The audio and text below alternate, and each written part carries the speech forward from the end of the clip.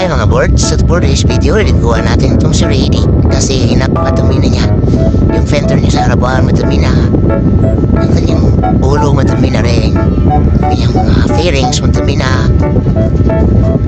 Dito sa may panel, napakadumi. Sa may upuan, madumi na rin. Yan, kitang-kita nyo.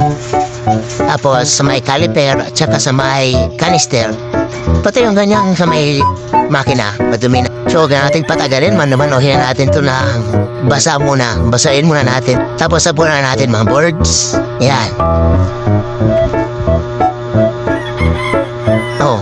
Oh. Miss. Sige lang, patuloy lang sa pagkasabon.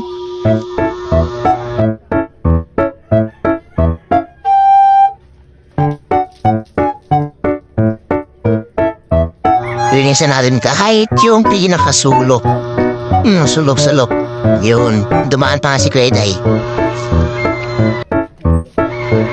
So, para bumilis yung production natin, sabon pa rin tayo ng sabon. Tapos, haluan natin ng konting fast forward para madali tayong matapos. Yan. Sabon lang tayo ng sabon mga birds. Lipat tayo sa kabila. Kaming dumadaan. Halo ulit tayo ng detergent. Brushan natin yung upuan. Yung mug sa likod. Yung mga pusang dumadaan. Yung mug sa harapan.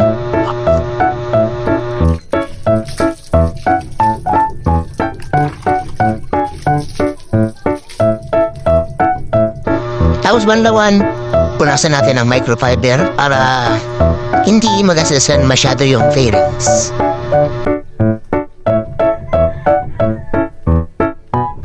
And just like that, voila! Malinis na ulit si Rady.